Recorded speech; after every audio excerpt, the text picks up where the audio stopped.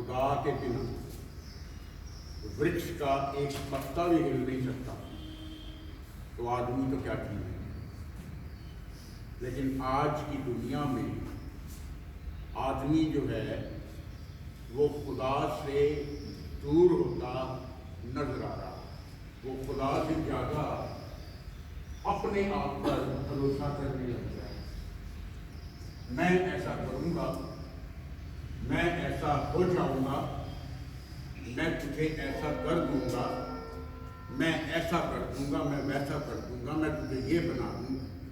वो खुदा जिसने ज़िंदगी दी, आज की दुनिया में लोग सृष्टि की उपासना तो करते हैं, लेकिन जिसने सृष्टि बनाई है उसकी उपासना नहीं करते।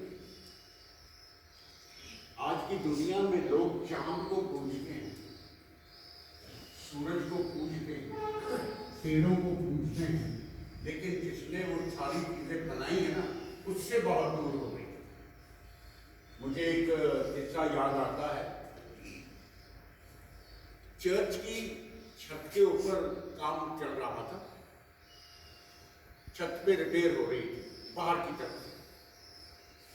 तो एक आदमी जो अपने ऊपर भरोसा रखता था, खुदा ने उसे मौका दिया कि वो खुदा की हैकल में काम कर सके।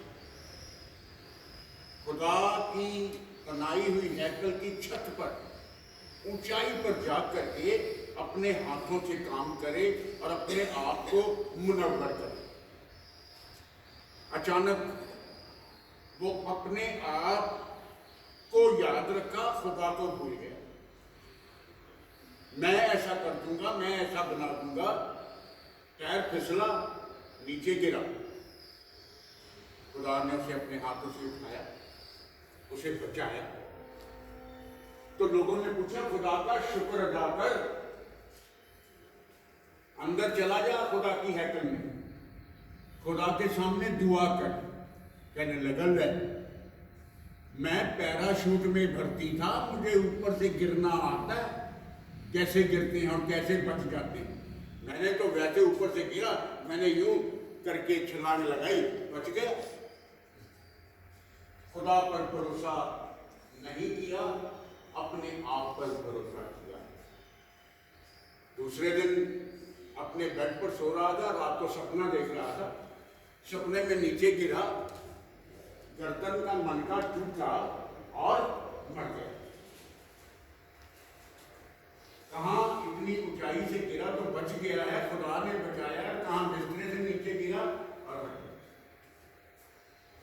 आज की दुनिया में ऐसा हो रहा है, इंसान अपने पर ज्यादा भरोसा करने लग गया, खुदा पर भरोसा नहीं कर रहा। जबकि होना ये चाहिए कि खुदा पर भरोसा ज्यादा होना चाहिए, अपने पर भरोसा नहीं। खुदा ने आपको बनाया है, आपको अपने ऊपर भरोसा करने लायक बनाया। तो खुदा से जिंदगी मांगिए और आगे जिंदगी दीजिए। खुदा की पाक और पवित्र लोगों, खुदा के बच्चों, आज का वचन ये कहता है कि मेरे विचार और तुम्हारे विचारों में जमीन आसमान का फर्क है। आपकी सोच में, खुदा की सोच में हजारों मीलों का रास्ता, आपकी जिंदगी में और खुदा की जिंदगी में हजारों मीलों का दूरी।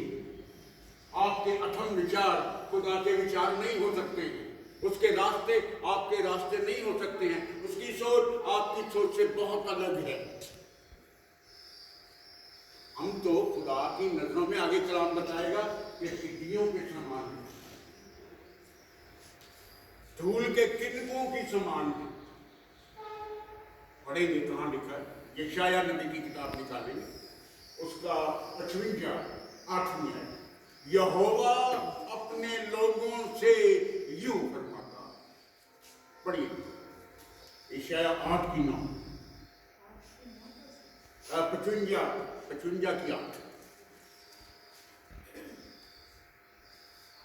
तुम्हारे, क्योंकि यहोवा कहता है, मेरे विचार और तुम्हारे विचार एक समान नहीं है। तुम्हारे मैं खुदा हूं, आसमान मेरा सिंहासन है, तुम जमीन के हो, तुम मेरे पैरों की चौकी में बैठे हो। तुम्हारे विचारों में मेरे विचारों में जमीन आसमान का फर्क है। वो आसमान पर रहने वाला परमेश्वर है और हम जमीन पर रेंगने वाले जंतु हैं। आगे बढ़िए। ना तुम्हारी गति और मेरी गति एक सी है। तुम्हारी गति और मेरी गति एक सी नहीं है, ऐसा लिखा है कलाम। और नौवीं आयत, क्योंकि मेरी और तुम्हारी गति में और मेरे और तुम्हारे सोच विचारों में आकाश और पृथ्वी का अंतर है। तुम्हारे विचारों में और मेरे विचारों में जमीन आसमान का अंतर है। आपको मेहनत करनी पड़ती है, आपको कस्सी चलानी पड़ती है और उसके सिर्फ सोच लेने से ऐसा हो जाता है। वे सूखे हुए बयाबानों को हरा भरा कर देता है। आपको मेहनत करनी पड़ती है, आपको पसीना बहाना पड़ता है, लेकिन खुदा सोच लेता है। उसके कहने से सूरज उग जाता है, उसके कहने से जमीन फलदार हो जाती है, उसके सोच लेने से चंद्रमा चमकने लगता है। आपकी सोच में और खुदा की सोच में बहुत फर्क है। आपको इस बात का ध्यान रखना है। वो मेरा रचयिता है, वो मेरा बनाने वाला है, वो मेरा सृष्टि करता है, उसने मुझे बनाया है। आप उसके बराबर खड़े नहीं हो सकते।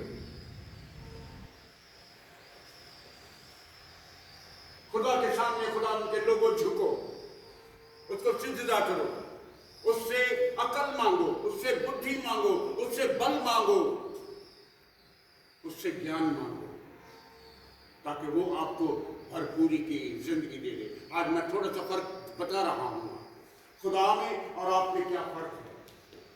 खुदा तो खुदा है, वो आपको बचाने के लिए खुद आया है, इसीलिए तो उसका नाम खुदा है। खुद आ, तभी उसको खुदा कहते हैं। मिस्री लोग, मिस्रियों की गुलामी में क्रिश्चियन लोग चल रहे थे। मूसा उन्हें बाहर लाया तो लोग अपने पर ज्यादा भरोसा करने लगे। तू कहां हमें ले आया है, तू हमें मारने के लिए ले आया। इससे अच्छा तो यही था कि हम मिस्र की गुलामी में रहते और जिंदा तो रहते, भूखे तो ना मरते। खुदा फरमाता है दोनों चलते जा रहे हैं, चलते जा रहे हैं, आगे कुआं पीछे खाई आ गई है। ऐसी सिचुएशन में पड़ गए हैं लोग, आगे समंदर आ गया है और पीछे मिस्रियों की सेना है, भाले लिए हुए और तलवारें लिए हुए, खंजर लिए हुए, पीछे पीछे फंस गई है वो सेना, फंस गई खुदा की सेना, फंस गई खुदा के लोग। आगे समंदर और पीछे मिस्रियों की सेना, फौज है। और मूसा से कहने लगे, है खुदा के बंदे मूसा, तू कहता है कि तू खुदा से बातें करता है, तू कहता है कि खुदा मेरा मित्र है, तू कहता है कि खुदा मेरा दोस्त है। अब उससे पूछ जाके, वो देखो वो मिस्रियों की सेना हम पर आक्रमण करने के लिए आ गई है, आगे समुद्र है, कहां जाएं? माय डियर फ्रेंड्स, यहां पर इंसानों का जो मैं है ना, मैं, वो खत्म हो जाती है। जो लोग अपने ऊपर भरोसा रखते थे वहां खत्म हो जाता है। जब आप पर अपना रखा हुआ भरोसा खत्म होता है तो खुदा पर किया हुआ भरोसा जो है वो काम में आता है। उसने खुदा को पुकारा, आगे समुद्र है और समुद्र की लहरें आसमान को छूने वाली लहरें हैं और उस समुद्र की अथाह कोई नहीं है, किनारा नहीं है। और मूसा, तू अपने खुदा को भूल गया, जो खुदा तुझे यरोब के पहाड़ पर तुझसे बातें करता है, तुझे अपना मित्र मानता है, तुझे कहता है कि मुझ पर भरोसा कर ले, तो भूल गया। अपना हाथ उठा, समुद्र पर अपना हाथ उठा। जो लोग खुदा के लोग हैं ना, वो ऐसे काम करते हैं। मूसा ने अपना हाथ उठाया, पानी पर लगाया, समुद्र दो हिस्से हो गया। हालेलुया। समुद्र दो हिस्सों में बंट गया है। पानी की दीवार एक इस तरफ खड़ी हो गई है और दूसरी दीवार इस तरफ खड़ी हो गई है और बीच में से रास्ता ही रास्ता है। खुदा के लोगों, वो आपकी ऐसी स्थिति में आपके लिए रास्ता बना सकता है। चाहे जितना मर्जी बड़ा समुद्र गरजता हो सामने, आपके लिए रास्ता बन सकता है। पीछे आप किसी दुश्मन हो, उनसे बचाया जा सकता है। आपके लिए रास्ता भी निकल जाएगा, दुश्मन भी खत्म हो जाएगा। ये खुदा कहता है, मैं नहीं कह रहा, आप लोग जानते हैं। पानी की दीवार में खड़ी हो गई है दोनों तरफ, बीच में से रास्ता ही रास्ता है। आओ खुदा के लोगों, तुम्हारे लिए रास्ता है। आई एम द वे, रास्ता मैं हूं। वो पानी पर चलने वाला खुदा है। वो पानी को दो हिस्सों में बांट देने वाला खुदा है। आपके लिए रास्ते ही रास्ते बना देने वाला खुदा है। उस पर भरोसा कीजिए, अपने पर भरोसा नहीं करना। अब जो लोग बाइबल पढ़ते हैं उनको पता है, जब मिस्रियों ने देखा कि रास्ता तो बन चुका है, हम इन्हें आजमाएंगे, तो जैसे ही खुदा के लोग निकल गए, मिस्री बीच में आ गए, फौज बीच में आ गई, समुद्र फिर से एक हो गया और तहस नहस हो गया, दुश्मन खत्म।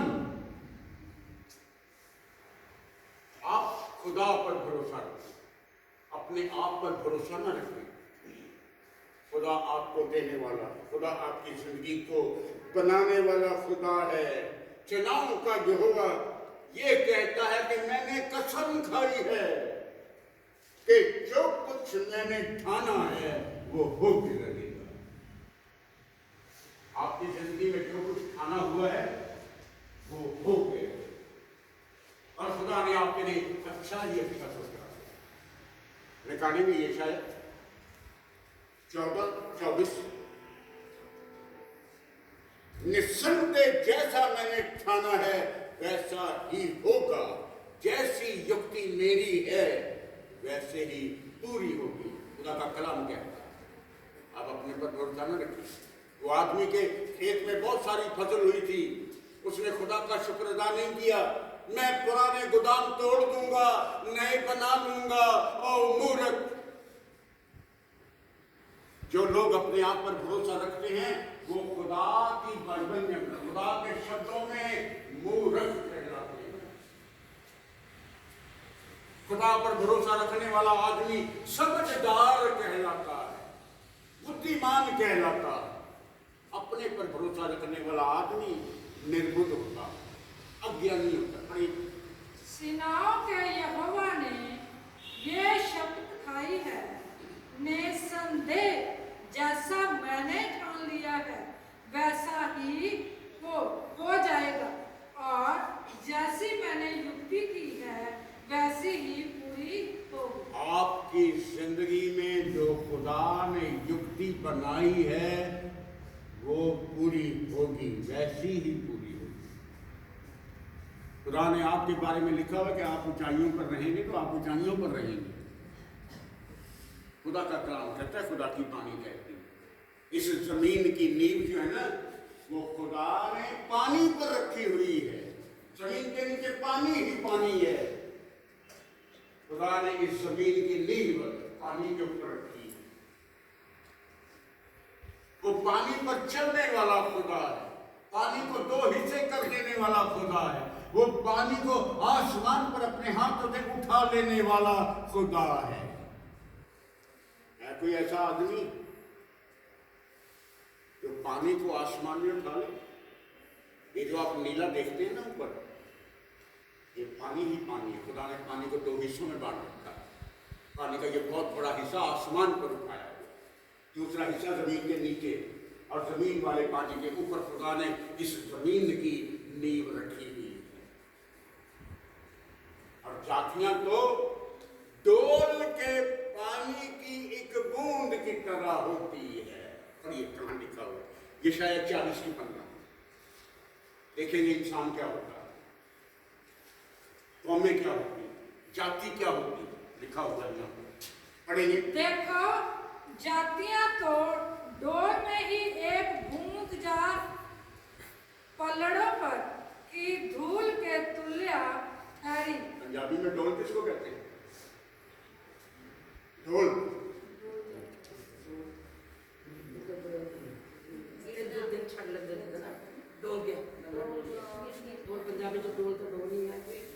जातियां तो डोल की एक बूंद की तरह। अब सोचिए वहां पर बूंद क्यों लिखा? वो डोलना। और आप दूध लेने जाते हैं, कहाँ जाते हैं? डोलने में, डोलने लेने जाते हैं। तो कहता है कि उस डोलने में से जब खाली डोलना हो जाता है तो कौमें जो है ना, उस डोल में पड़ी हुई एक छोटी सी बूंद की तरह है। इंसान जो है वो पलड़ों पर पड़ी हुई धूल के किनकों की तरह है। ऐसे लिखे पलड़ों पर पड़ी धूल की तरह है। और खुदावन ऐसा खुदा है जो दीपों के धूल के किनकों की तरह उन्हें उठा लेता है। उस इंसान को उठाया ना, बचाया, तो खुदा का शुक्र करने की बजाय सबको कहता है ये तो मुझे आता था कैसे बचना। वो दीपों को धूल के किनकों की तरह उठा लेता है। ये वो परमेश्वर जो जमीन के घेरे के ऊपर मलमल की तरह आसमान को टांग देने वाला खुदा। वो आपके ऊपर एक छत बनाई हुई है खुदा ने, आपके ऊपर रहमतों की छत बनाई हुई है ताकि आपके रहने के लिए एक तंबू की तरह हो जाए। पढ़िए दिखाएं पर इसी की 22 साइड पढ़े। वह है जो पृथ्वी के घेरे के ऊपर आकाश मंडल पर विराजमान है। विराजमान है आकाश मंडल पर, आसमान पर विराजमान है खुदाबंद जी।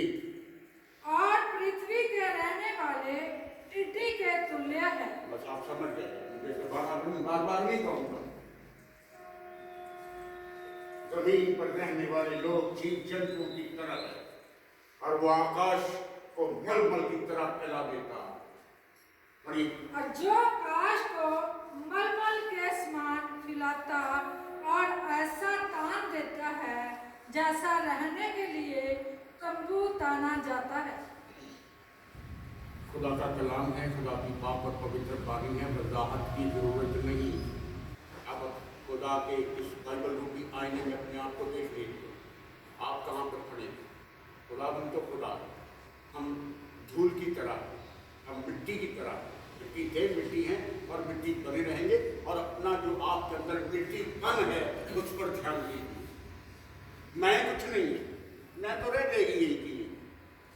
जो खुदा के साथ बना रहेगा वही सब कुछ है। हम हमेशा खुदा से मांगते रहते हैं, वी आर डिमांडिंग, मुझे ये दे दे, मुझे वो दे दे, मुझे ऐसा कर दे, मुझे वैसा कर दे। खुदा हम कहता है कि मेरे रास्ते जो है ना वो आपके रास्तों से ऊंचे रास्ते हैं। मैं आपको जो आप मांग रहे हैं ना, मैं आपको उससे ज्यादा अच्छा देने वाला हूं, इसलिए देरी हो रही है।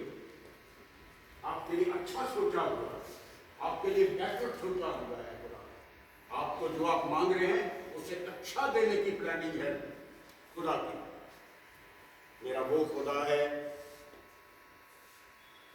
जो समुद्र में चल देता है, समुद्रों के ऊपर चल देता है, समुद्रों को हिस्सों में बांट देता है, समुद्रों के ऊपर आपकी जिंदगी की नींव रख देता है।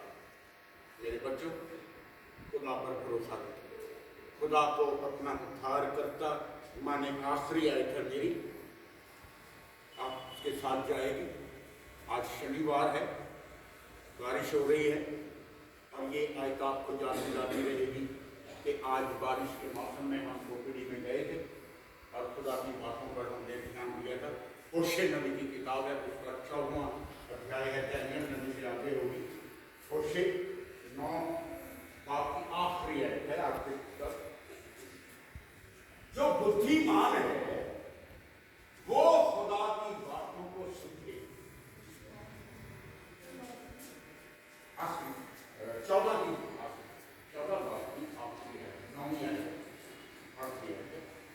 लिखा गया है कि जो बुद्धिमान है, जो समझदार है, वो इन बातों को समझेगा। जो ना समझे वो इन बातों को नहीं समझेगा। हाँ जी।